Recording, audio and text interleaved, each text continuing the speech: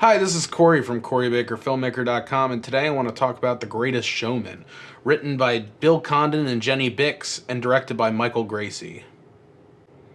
I know this old song and dance is starting to get a little tired, but I saw this movie at Regal LA Live the 7th time I've seen a movie there since we started doing these reviews.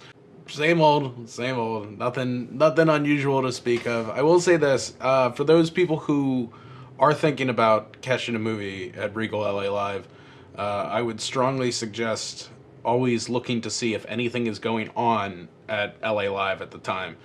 Because if you make plans to go there and it's Laker night versus the Warriors or something like that, then it's going to be really crazy down there. And they were having some sort of event happening while we went to go see The Greatest Showman, and getting out of the theater at the end of the day became kind of difficult, but nothing unusual for people who live in LA. So The Greatest Showman, it is the story of Phineas Barnum, P.T. Barnum, the man who started the Barnum Circus. It stars Hugh Jackman as P.T. Barnum, and Michelle Williams as his wife. Also stars Zac Efron as sort of his partner in the circus, and a cast of wonderful characters who play the freaks in the movie, including Zendaya would be the main draw on the call sheet there. It starts out with young P.T. Barnum working as an apprentice for his dad, who is a tailor, and it sets up this world. He's visiting this very rich family, and his future wife is going through manners, and he tries to make her laugh, which she does, and it becomes a big thing. But it draws this parallel between the rich and the poor, and the haves and the have-nots, which is a big running theme throughout the course of this movie. We skip ahead a little bit, and we finally get to Hugh Jackman, aged P.T. Barnum, who is doing grunt work in this office, and you can tell that he has aspirations for so much more, but he just can't make anything happen for himself. He's poor. His wife and kids are living in, not squalor, but certainly way less than she was accustomed to as a debutante, essentially, like this rich daughter. And he uses the opportunity of a sunken ship to get collateral from a bank to create the Barnum Museum, which is basically wax figures and other oddities of that kind. When that venture isn't successful, he transitions it into the circus, and we really get off and running from there. Eventually, he sort of not tires of the circus, but moves beyond it and tries to get Jenny Lind, a Swedish opera singer, to tour America, which sets up more problems between both him and his wife, and him and the rest of the people at the circus. So the movie, the plot itself isn't really as important to this movie as the actual music is, because obviously as a musical, that's what it's meant to be. I gotta give it up for the songwriters, Benj Pasek and Justin Paul, who did the music and lyrics for La La Land, which I thoroughly enjoyed and loved, much like everybody else. But I will say this, leaving the theater, Rob and I got into sort of comparing this movie to the most recent cinematic release of Les Mis, which also had Hugh Jackman in it. And we sort of talked about what makes a good movie musical. And while Rob likes Les Mis for reasons passing understanding, I just could not understand why they would have so many people live singing who could not sing. And Hugh Jackman never bothered me in Les Mis. I thought Hugh Jackman was the only really on-point singer pretty much the entire time throughout Les Mis. There were moments here and there, but there's moments here and there for almost any kind of singing performance. It's not a perfect art. What they tried to do in The Greatest Showman, though, to make up for the occasional lapse in talent that comes with performing a musical like this by people who aren't necessarily trained musical Broadway singers. And I know Hugh Jackman has done Broadway before, and I'm sure if I go through the cast, there's a couple other people who have done Broadway before, but they try and fill talent discrepancies with auto-tune. And this is really where I separate from like other people's enjoyment of the film. I think that the songs and the dance numbers and the music were all enjoyable, but they weren't anything fantastic. It's not Les Mis. It's not something where you can give a powerhouse singer a great song and just let them go and enjoy the shit out of it. It's, I'm going to create a very specific hook-based, auto-tune filled dramatic number and just make you it doesn't fit. It's just not, it's not the same thing as watching a live performance. It's not the same as seeing talented people actually do their job. I mean, I don't my knowledge of Zendaya, for instance, is very limited. I don't know what her music is like, but she might very well be able to sing. She might be a very talented singer, but they shoved her behind autotune every single opportunity they got, which made me think that she couldn't sing, or that she could sing enough to get in the general area of where they were supposed to be, but then not able to bridge the gap and actually bring the performance the way it was. I thought that a lot of Hugh Jackman singing didn't really get auto-tuned that much. There was a lot of, at any time you would have in a traditional musical sort of a choral fill to fill in that space, it was just replaced by auto-tune. So rather than having, you know, all the different actors sing notes that were close and giving that massive,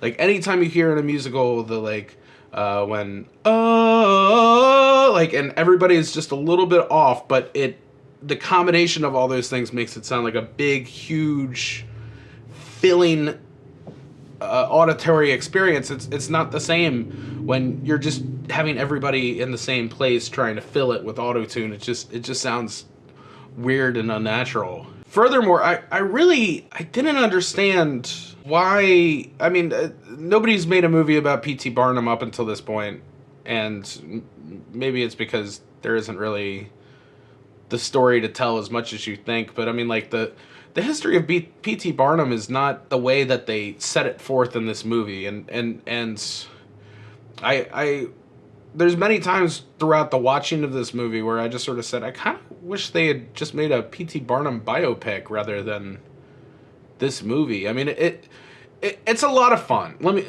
I sound like I'm being overly negative of it. It's a lot of fun. I enjoyed it a lot more than I thought I would going in. I thought that Hugh Jackman was great. I thought that Michelle Williams is great. I really like Zac Efron too. I don't know why people give him such a hard time. The dance number specifically between Hugh Jackman and Zac Efron when Barnum is trying to recruit him to be a part of the show was great. All the Jenny Lynn stuff was good too. Like the actual performances that they had, that was all very natural and very show-stopping. But then there's just like plot points where, like, you know, Jenny Lynn just sort of like gets upset and leaves, and it's not like there's no feel to the moment beforehand. It doesn't set up so that moment means anything. It just sort of happens. It's just like, hey, something hasn't happened for a while, let's make Jenny Lynn upset with Barnum. Like it just doesn't all match up, is basically the point. And then also again, this isn't like a criticism necessarily of the film, because it's not the film they were making, but I think that there's sort of this air of inclusion that's sort of brought on by Barnum. Like, you know, we're not bringing in freaks to have people laugh at them. We're bringing in people for you to be cheered. We want you to be recognized and loved like anybody would be. But Barnum himself, and just throughout his entire history, and even the history that follows him in the Barnum and Bailey circus has been a lot about people being used and finding these people who have no way. You know, if you have a bearded lady, you don't have many options other than the circus. So once you get to the circus, you're working 10, 12-hour days every single day and being paid nothing for the experience. Like, I mean, I think they could have made it seem a lot less like Saint Barnum and more like the real person that he was. I mean, even though he was a businessman. He was a showman. He was an entertainer. All that is true, but he was also a businessman. He prior to the circus and prior to the museum that he started and everything like that, he would have a traveling show with a proclaimed 161-year-old woman who he said was the nurse of George Washington. I mean, she was a slave that he purchased and was able to show her off by sort of going around the rules. This is post-slavery, but still was able to basically keep her as an indentured servant. And these kinds of things are just completely lost. I mean, it just makes it seem like, 1850s P.T. Barnum is the most progressive person ever, because 170 years before anybody else, he sees the value in having inclusion from all sorts. And I know it's the movie and it's not the actual story of Barnum, but there's things about people with complicated histories can be entertaining too. And I think I would have rather have seen that, even though this was thoroughly entertaining. I guess I would have rather it just have been a movie about a circus and just have all these characters and just not call Hugh Jackman P.T. Barnum. Like, that's sort of where I'm coming from on it, but it's fine. I enjoyed it. Off to the leaderboard. LA Live, again, just racking up numbers here.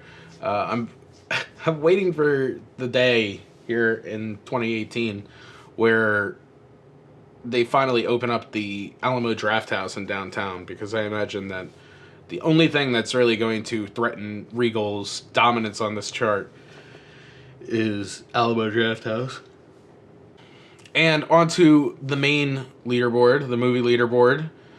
I am going to give The Greatest Showman a 6.6. It was a enjoyable movie.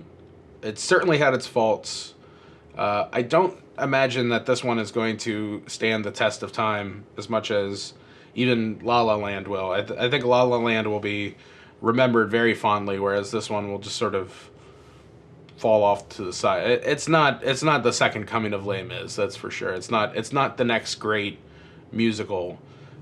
And I think that it's important, as somebody who enjoys musicals, that people keep trying new things, because there's an aspect in the history of musicals where people say this is a horrible idea, it's not going to work. You just sort of have to do it to make sure it happens. Hamilton is a great example. Nobody would have thought, if I would have told you I'm writing a musical where it's going to be the Founding Fathers played by a cast of essentially non-white actors playing white people, and it's all going to be rap-based performances, then you would say I'm crazy. But then as soon as the play goes and it works, then people go, wow, why didn't I see that coming?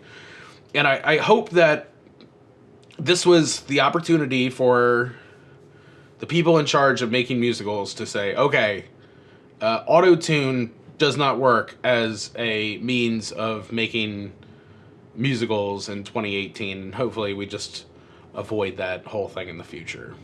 That is it for me, though. If you want more of moi, CoryBakerFilmmaker.com. You can also like my Facebook page at facebook.com/CoryBakerFilm, or follow me on any of the other social media channels at LegendCB5 on Twitter, Instagram, and Snapchat. If you like this video, please give it a thumbs up. If you saw The Greatest Showman and disagree with what I have to say, or you had an argument with a friend about it and you want to share it on his wall and see what he thinks, then go right ahead, he or she, I guess. And most importantly, if you haven't already, please subscribe because that helps out tremendously. If you don't mind, though, I am going to get really tiny and put on a Napoleon outfit.